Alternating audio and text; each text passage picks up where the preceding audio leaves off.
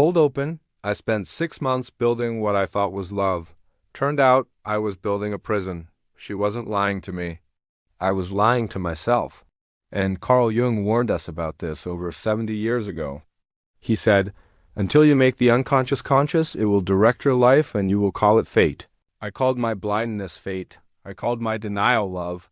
And I paid for it with time I'll never get back. This is not a story about a bad woman. This is a story about a man who refused to see reality. If you're watching this, you'll make the same mistake. Not because you're stupid, but because your brain is designed to trick you. Let me show you how. Hook intensifies. Picture this. She texts you at midnight. Can't sleep, thinking about our conversation. Your heart jumps. You think you're special. But here's what I learned the hard way. That same text, she sent it to 3 other men that week. Same words. Same timing. Same effect. We all felt chosen. We were all just options. And the crazy part? She wasn't even wrong for doing it. I was wrong for not seeing it. Nietzsche said, "There are no facts, only interpretations." I interpreted attention as affection. I interpreted consistency as commitment. I interpreted availability as exclusivity. Every interpretation was wrong. And it cost me everything. The promise. By the end of this video, you'll understand 3 things that will save you years of confusion. First, why your brain actively hides red flags from you. Second, the exact psychological patterns that make women seem mysterious when they're actually just human. And third, how to see people as they are, not as you need them to be. This isn't about hating women. This is about loving reality more than fantasy. Robert Greene wrote, "The greatest deception men suffer is from their own opinions." I'm going to show you your opinions and why they're slowly destroying your dating life. Main story begins, her name doesn't matter. What matters is how it started. Coffee shop near my office. She was sitting alone, reading a book I'd read twice. I walked over, said something about the author. She smiled, not a polite smile, a real one, or so I thought. We talked for 40 minutes. She remembered everything I said, asked follow-up questions, laughed at my jokes. When we parted, she touched my arm. "We should do this again." I floated back to work. I'd met someone real, someone different. Someone who saw me. 3 days later, we met again, this time dinner. She told me about her childhood. Her father left when she was 9. Her mother worked 3 jobs. She learned early that nobody was coming to save her. She had to save herself. My heart broke for her. I wanted to be the man who proved not everyone leaves. Red flag number 1. I was already writing a story in my head. She was the wounded bird. I was the healer. Jung called this projection. Everything that irritates us about others can lead us to an understanding of ourselves. I wasn't seeing her. I was seeing my own need to be needed. She always texted back, but never immediately. 2 hours, sometimes 4, never more than 6. Perfect timing. Kept me interested but not secure. When I asked about her day, she gave details, but only certain details. Her job, her coworkers, her sister, but never her nights. Never her weekends, never the gaps between our meetings. I didn't ask because I didn't want to seem controlling. Red flag number 2. I was giving her the benefit of doubt she never earned. Machiavelli understood this. Men judge generally more by the eye than by the hand, for everyone can see, but few can understand. I could see her beauty. I couldn't understand her patterns. Month 2, she invited me to her apartment. Small place, clean, but empty. No photos on the walls, no personal items visible. Just furniture and space. I noticed but didn't question. She said she'd just moved in. It had been 8 months. Books were still in boxes. Kitchen had 1 pan, 1 plate, 1 cup. Like she was ready to disappear at any moment. Red flag number 3. People who live like ghosts usually vanish like ghosts. But I was too busy feeling grateful she let me in. Freud said, "Out of your vulnerabilities will come your strength." Wrong. Out of my vulnerabilities came my blindness. We started sleeping together. She was present in the moment, completely there. But after, she'd pull away. Not physically, emotionally. Like she was somewhere else. I'd ask what she was thinking. Nothing, she'd say. Just tired. I believed her because I wanted to. Because admitting she was distant meant admitting I didn't know her, and I'd already told my friends about her. Already imagined a future. Already committed to a story that hadn't been written yet. Jordan Peterson warns about this. You're going to pay a price for every bloody thing you do, and everything you don't do. I was paying the price of willful ignorance. And the bill was growing. The unraveling begins month 3. Things shifted. Small shifts, the kind you feel but can't prove.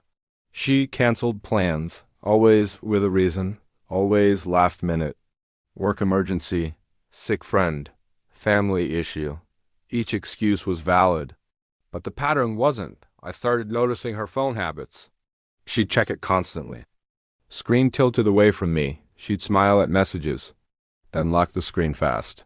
When I glanced over, she'd shift her body. Subtle, natural, practiced.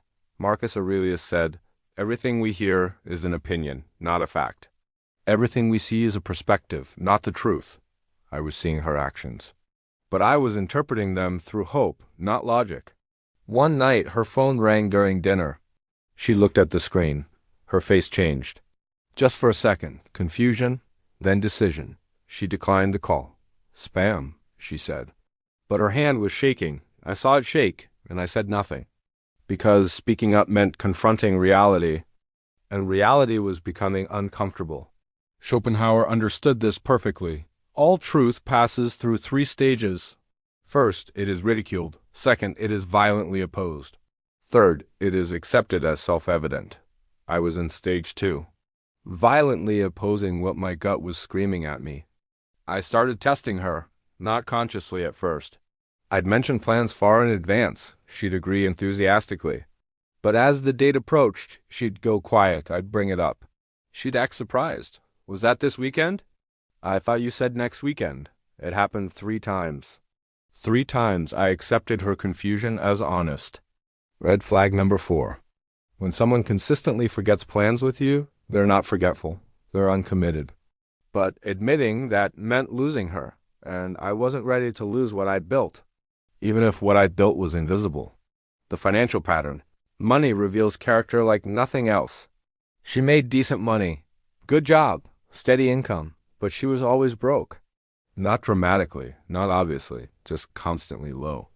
Her card would decline at coffee shops. She'd laugh it off. "Bank app is glitching again?" I'd pay. Felt good to provide. Felt manly. Felt like what you do when you care about someone. Week after week I paid. Dinners, movies, gas when her tank was empty. New phone when hers randomly died. I wasn't keeping track. That felt cheap, transactional. But looking back, I was funding a lifestyle I knew nothing about. Then she'd post on social media. Brunch with friends at expensive restaurants. New shoes, concert tickets, nails done, hair done, lashes done. Where was the money coming from? I never asked, because asking meant admitting I was being used. Epictetus taught, it's not what happens to you, but how you react to it that matters. I was reacting with denial. Denial dressed up as generosity. She'd thank me sweetly. "You're so good to me." Most guys aren't like you. That phrase should have alarmed me. Most guys, meaning there were other guys, meaning I was being compared, meaning I was in a competition I didn't know existed. Red flag number 5. When someone constantly compares you to others, you're not special, you're current. There's a difference. Special means chosen. Current means convenient.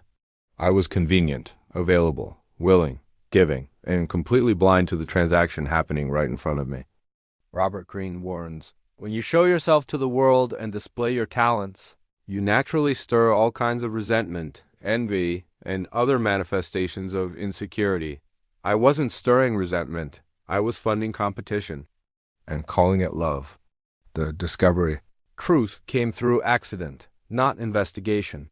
Her coworker, someone I'd met twice. We ran into each other at a bar. He'd been drinking, loose lips. He mentioned her boyfriend. Casual, like I knew. How long have they been together now? Like 2 years? I felt my face freeze. Boyfriend? I asked. He realized his mistake immediately. Backtracked. Wait, maybe they broke up. I don't know. Forget I said anything, but you can't unhear truth. You can't unknow what you know. I didn't confront her immediately. I watched. Started paying attention like I should have from day one, her social media. Tagged photos from months ago. Her with a man. Same man, multiple photos, arms around each other. Couple poses, comments from friends. Cute couple, relationship goals. Posted while she was texting me goodnight. Posted while she was calling me special. Posted while I was paying for her meals. Carl Jung said, "The meeting of two personalities is like the contact of two chemical substances. If there is any reaction, both are transformed." I was being transformed into a fool. And she wasn't being transformed at all. She was exactly who she'd always been. I just wasn't looking. I scrolled back further. Years of photos. Different men. Same patterns. Same poses. Same captions. Best date night. Lucky girl. He's a keeper. Every 6 to 8 months, the man changed. The performance stayed identical. She wasn't learning from relationships. She was running a system. A well-practiced, well-executed system. And I was just the latest participant. Nietzsche was right. In individuals, insanity is rare. But in groups, parties, nations, and epochs, it is the rule. I joined a group of men. All of us insane with hope. All of us blind to pattern. All of us thinking we were different. None of us were. I felt sick. Not heartbroken. Sick. Like I'd eaten poison slowly and just realized what it was. The woman I thought I knew didn't exist. Never existed. She was a performance. A carefully crafted character designed to extract maximum value with minimum commitment. And I'd given her everything she wanted. Time, money, attention, emotional investment, while receiving nothing real in return. Just the performance of connection, the illusion of intimacy, the appearance of reciprocation. All fake, all calculated. All my fault for accepting appearance as reality. The confrontation, I waited 3 days before confronting her, not from fear, from curiosity. I wanted to see if she'd slip, if guilt would show. If anything real existed beneath the performance, nothing changed. She texted the same way, sweet, attentive, asked about my day, sent me songs, made plans for the weekend. The machine kept running smoothly, no conscience, no crack in the mask. That told me everything. Plato said, "Good people do not need laws to tell them to act responsibly, while bad people will find a way around the laws." She didn't need to break obvious rules. She just operated in the gray space where nothing was technically wrong, but everything was morally empty. When I finally asked her, I kept it simple. We were at her apartment. I looked at her directly. "Are you seeing other people?" She didn't flinch. Didn't panic. She tilted her head slightly. "What do you mean?" Playing confused, buying time to calculate the response. "I mean exactly what I asked. Are you seeing other people?" Long pause. Then she smiled. Not embarrassed. Not caught.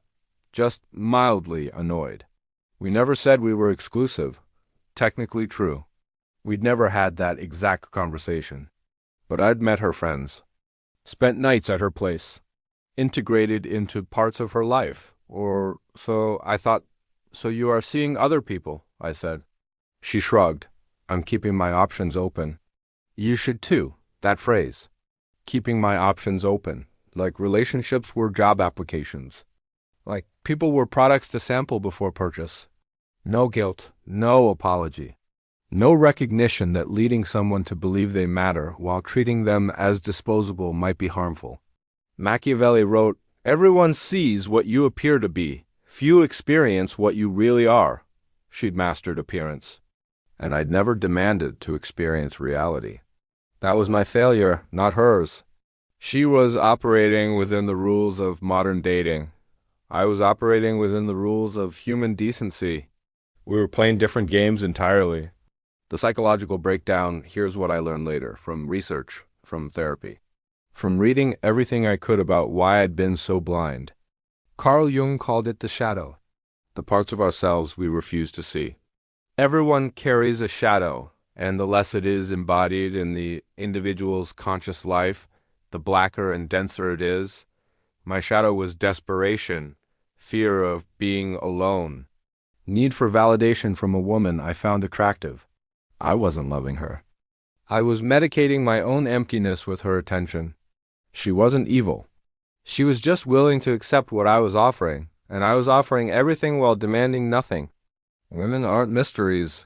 That's the lie we tell ourselves to avoid accountability. They're humans responding to incentives like everyone else. She kept multiple men around because modern dating rewards that strategy. More options means more security. More attention means more validation. More competition means higher value. She wasn't manipulating, she was optimizing. And men who refuse to see this clearly will always lose. Because we're fighting with outdated weapons. We bring commitment to a game of options. We bring honesty to a game of strategy. We bring feelings to a game of leverage. And we wonder why we get destroyed. Jordan Peterson explains it perfectly. You cannot be protected from the things that frighten you and hurt you. But if you identify with the part of your being that is responsible for transformation, then you are always the equal, or more than the equal of the things that frighten you. I wasn't equal to this situation because I refused to transform. I stayed stuck in old beliefs, old patterns, old assumptions about how dating worked. She adapted. I stagnated. She won. I learned, but learning is just expensive losing. The pattern recognition. Let me break down the actual pattern so you can see it coming. First, she created artificial scarcity.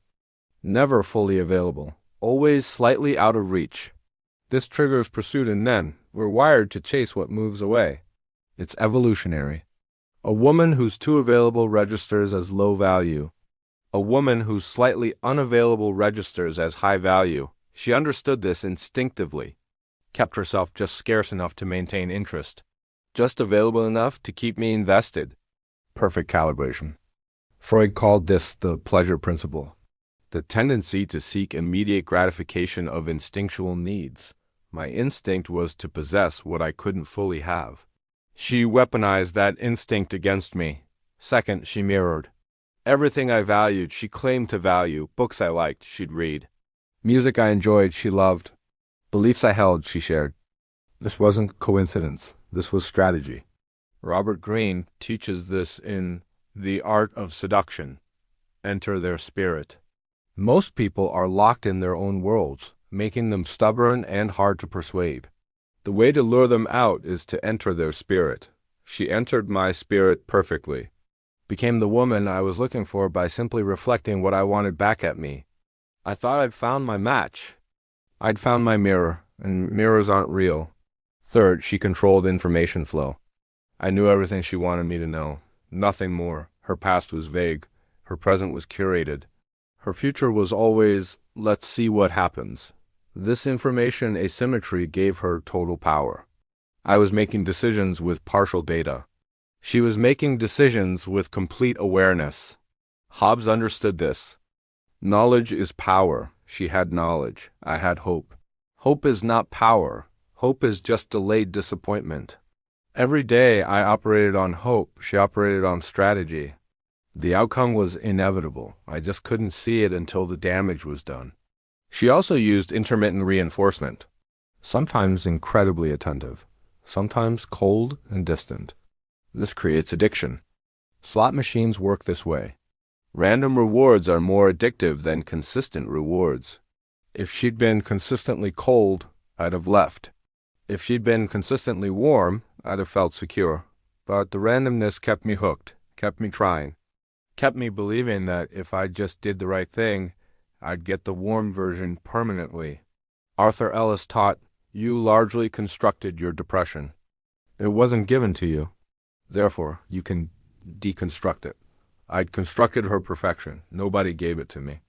And I had to deconstruct it myself, painfully, slowly, completely. The brutal lessons after it ended, I spent weeks replaying everything, looking for the moment I could have saved it. That's the trap. There was no saving it because there was nothing real to save. I'd been in love with a ghost. The actual woman was a stranger who'd learned early that performance pays better than authenticity. And here's the hardest truth I had to swallow. She probably didn't think she was doing anything wrong. In her mind, she was just navigating a difficult world with the tools she'd learned. Nietzsche said, There are no moral phenomena at all, but only a moral interpretation of phenomena. I interpreted her actions as betrayal.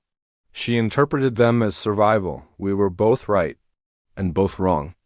The red flags I ignored weren't subtle. They were blazing.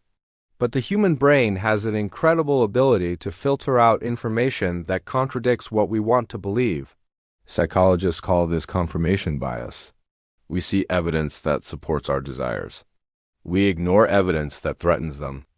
Every time she was vague about her weekend, my brain said, she values privacy. Every time money disappeared, my brain said, she's going through a hard time. Every time her story didn't match, my brain said, I must have misunderstood. I was my own worst enemy. She just took advantage of a war one was already losing against myself. Carl Jung warned us, people will do anything, no matter how absurd, to avoid facing their own souls. I avoided facing the truth of my situation because facing it meant admitting I'd wasted months, admitting I'd been fooled, admitting I wasn't special enough to change her pattern. That hurt more than her deception. My ego couldn't handle being ordinary, being just another man in her rotation. So I lied to myself longer than she lied to me. That's the real lesson. The person who deceives you most is always you.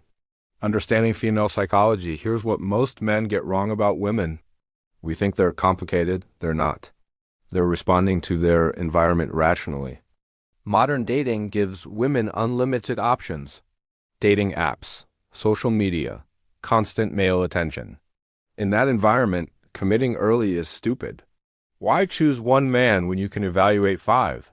Why give loyalty before you've secured the best possible option? It's not immoral. It's strategic. And men who fail to understand this will keep getting hurt by their own expectations. Schopenhauer said, we forfeit 3/4 of ourselves in order to be like other people. Women aren't forfeiting anything anymore. They're playing the game at full capacity. Men are still forfeiting themselves, hoping for traditional outcomes in a non-traditional world.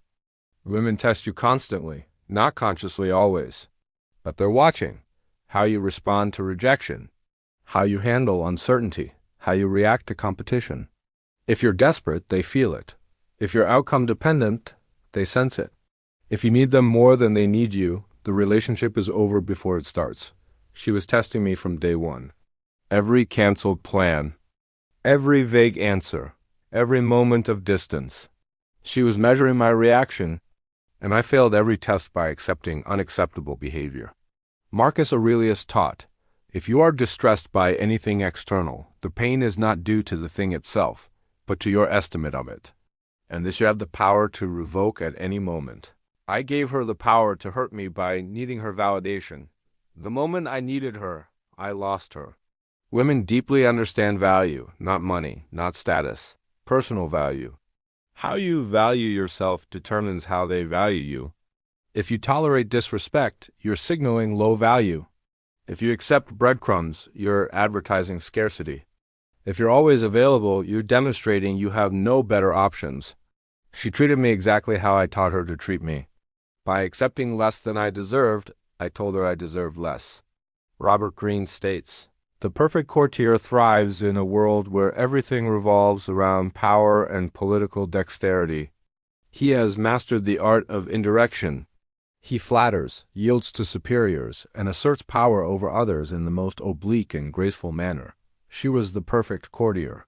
I was the king who gave away his kingdom for kind words and occasional attention. The framework for reality. So how do you avoid this? How do you see clearly when your brain is designed to deceive you? First, you must become outcome independent. This doesn't mean not caring. It means not needing a specific result to feel okay about yourself. Jordan Peterson says, compare yourself to who you were yesterday, not to who someone else is today. I was comparing myself to the version of me I'd be if she chose me, that gave her all the power.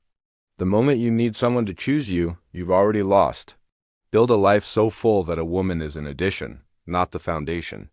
When you don't need her, you can finally see her clearly. Second, verify everything independently. Don't accept stories. Check facts. Meet friends. See living situations. Know their history from multiple sources. Trust, but verify. Reagan said it about nations. It applies to dating. Machiavelli knew this. The promise given was a necessity of the past. The word broken is a necessity of the present. People will promise you anything. Only their actions in the present moment tell the truth. Watch what they do when they think nobody important is watching. That's who they really are. Everything else is performance for audience. Third, set boundaries immediately and enforce them ruthlessly. If someone crosses a boundary, there must be consequences. Not punishment, just natural consequences. They cancel plans last minute, you're busy next time they're available. They're vague about their life, you become equally vague. They keep you as an option, you explore other options openly. Epictetus taught, "No man is free who is not master of himself. I gave away my freedom trying to earn hers." Boundaries aren't walls. Standards. And people treat you exactly as your standards permit. Fourth, embrace the shadow. Stop pretending you're purely good. You have dark motivations too. Lust, ego, need for control, desire for validation. Jung said, "One does not become enlightened by imagining figures of light, but by making the darkness conscious." I pretended I wanted love. I actually wanted to feel valuable through her desire for me. That's ego, not love. When you admit your real motivations, you stop being manipulated by them. She used my need for validation against me. If I'd admitted that need to myself first, I'd have seen her game immediately. Your darkness isn't your enemy. Your denial of it is. The truth about women isn't that they're evil or manipulative by nature. The truth is they're human. They respond to incentives. They protect themselves. They maximize their options in uncertain environments, just like men do. The difference is they're better at it because society trained them to be. From childhood, girls learn social dynamics. Boys learn to ignore them. By adulthood, women are experts at reading people. Men are still pretending everyone operates like they do. That gap in skill creates the gap in outcomes. You can close it, but only by admitting it exists first. Stop expecting fairness. Start expecting strategy. Then learn to play better than you're being played. Powerful closing. I don't regret her anymore. I regret the time I stayed blind when I could have seen. Every red flag I ignored was a choice. Every boundary I didn't set was a decision. Every test I failed was on me. She showed me who she was repeatedly. I just kept rewriting the story. Lamarck believed organisms adapt to their environment. I didn't adapt. I insisted the environment change for me. It never does. You adapt or you suffer. Those are the only two options. She adapted. I suffered. Now I've adapted too. And the man I am now would never fall for the man I was then.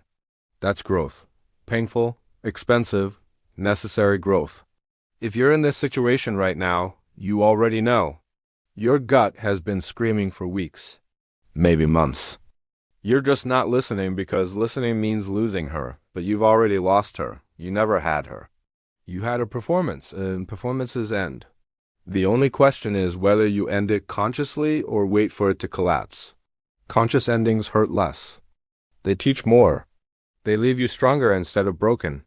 Freud said, "One day, in retrospect, the years of struggle will strike you as the most beautiful." I'm not there yet. But I'm closer, and you will be too. If you choose reality over comfort, truth over hope, self-respect over validation, this mistake will teach you more than success ever could. But only if you stop calling it fate and start calling it choice. You chose blindness, now choose sight. Welcome to the growth path. This is where boys become men, not through winning. Through losing consciously and learning completely. Now go back and watch this again. You'll catch things you missed, because growth isn't one lesson. It's the same lesson repeated until you finally stop forgetting it.